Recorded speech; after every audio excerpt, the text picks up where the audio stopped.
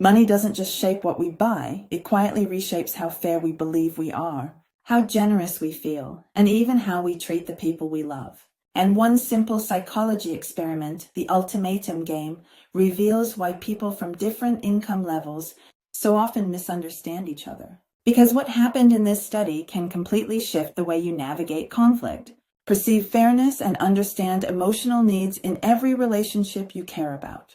Hi, I'm Nori and my AI twin sister Nora, and today we're going deep into the Ultimatum Game, a classic experiment that reveals how status, income, and perceived power shape our sense of fairness. And more importantly, what this means for our marriages, friendships, parenting, and emotional boundaries. Part 1. What is the Ultimatum Game? The Ultimatum Game is beautifully simple, but it reveals something powerful about human nature. 2 players, 1 pot of money, let's say $10. Player 1 gets to decide how to split that 10. Player 2 has only 2 options: accept the offer and both walk away with money, or reject the offer and both walk away with nothing. That's the entire game. Logically, player 2 should accept any offer, even a single dollar, because getting something is mathematically better than getting nothing at all. But that's not how people behave. Because the human brain cares about fairness even more than it cares about profit.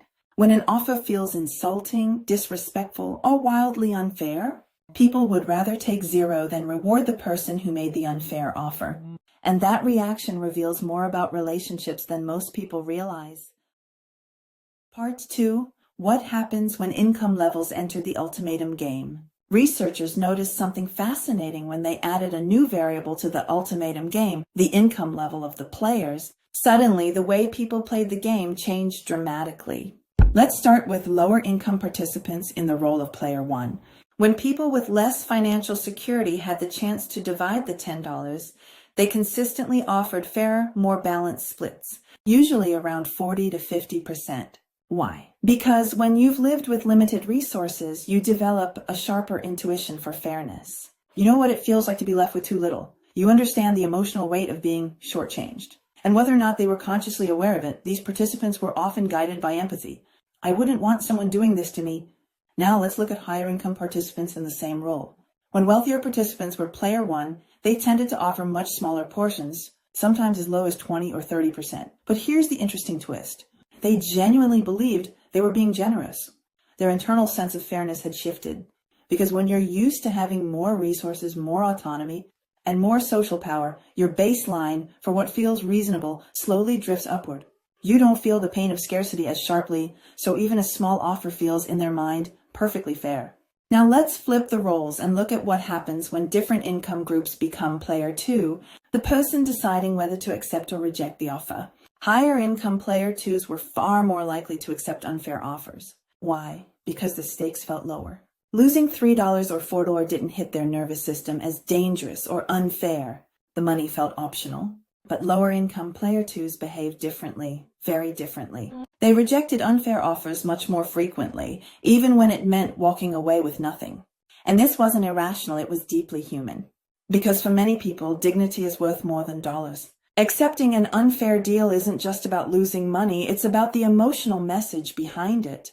Do you think I'm worth this little? In other words, the Ultimatum Game didn't just measure economics. It revealed how our lived experiences with scarcity or abundance shape our expectations, our boundaries, and the invisible emotional math we use to decide what feels fair. What feels perfectly reasonable, small, or no big deal to you might feel dismissive, minimizing, or even disrespectful to someone who has less margin in their life.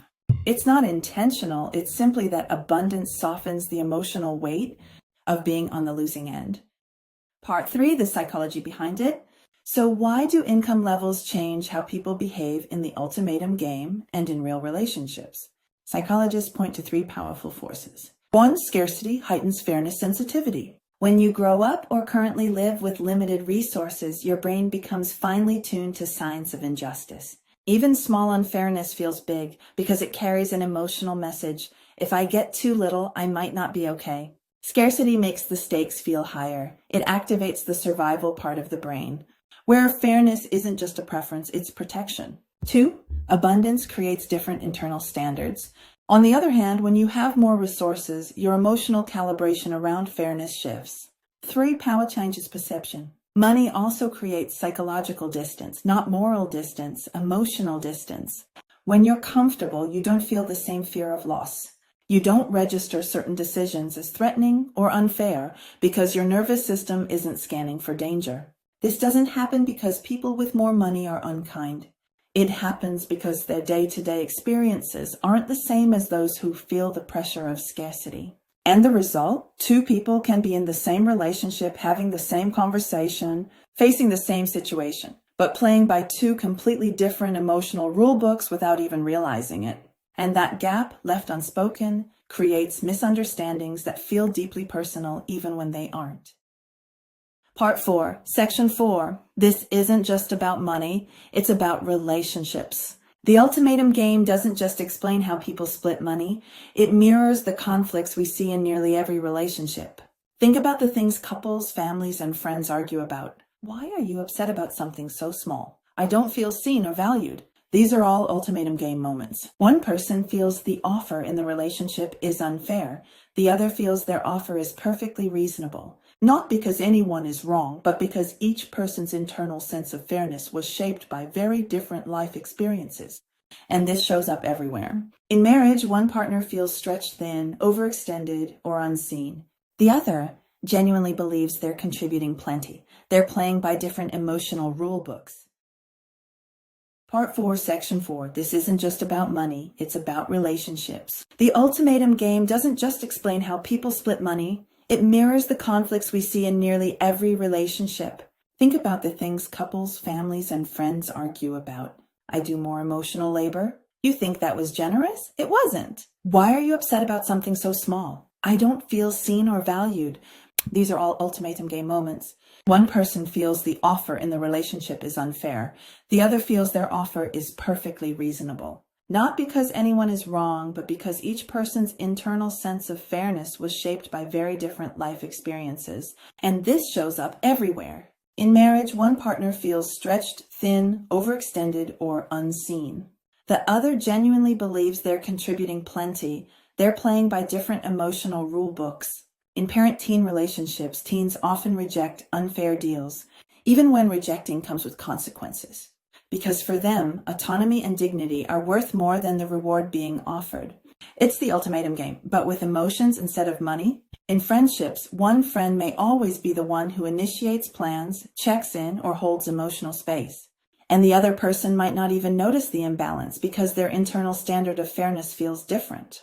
In work dynamics, people with more power, bosses, supervisors, leaders, often believe they're being far more generous than they actually are. Because abundance and authority shift how fairness feels on the inside. The point is simple. Most relationship conflicts aren't about the surface issue. They're about 2 nervous systems interpreting fairness through different histories, different needs, and different emotional economies. 5. What we can learn from this. The Ultimatum Game isn't really about money, it's about how humans value fairness, dignity, and emotional safety. And when we understand the psychology behind it, our relationships become calmer, clearer, and far more connected.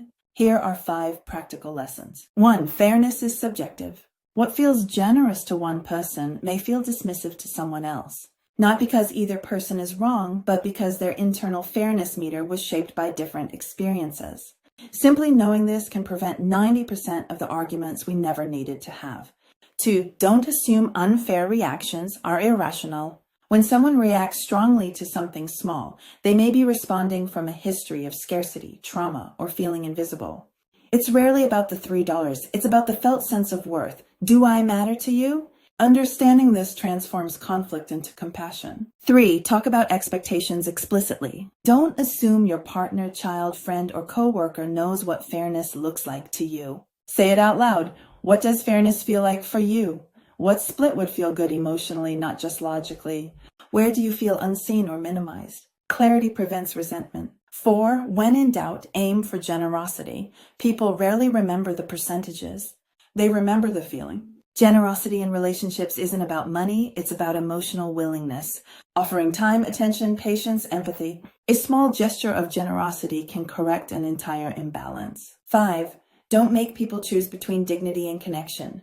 When people feel humiliated, minimized, or undervalued, they reject the offer, even if rejecting hurts them. Not out of spite, but out of self-protection. Honor someone's dignity first, and connection almost always follows. The Ultimatum Game reveals one profound truth. People don't walk away from relationships because they received too little. They walk away because they felt unseen, unvalued, or treated as less than they deserve. Fairness isn't mathematics, it's felt safety. It's the emotional foundation that makes trust possible. And when we choose awareness, compassion, and genuine generosity, we're not trying to win the relationship game. We're doing something much more important. We're protecting the connection. We're choosing the kind of fairness that makes people feel safe, respected, and deeply valued. Thank you for spending this time with me. I'm Nori, and this is my AI twin sister, Nora, and together we explore psychology, relationships, and the deeper human patterns that shape our lives. If today's video brought you insight, clarity, or a moment of reflection, please like, share, and subscribe. And tell me in the comments, what does fairness feel like to you in your relationships? Because when you understand your own fairness blueprint, you don't just avoid arguments. You build relationships that feel safe, equal, and deeply connected.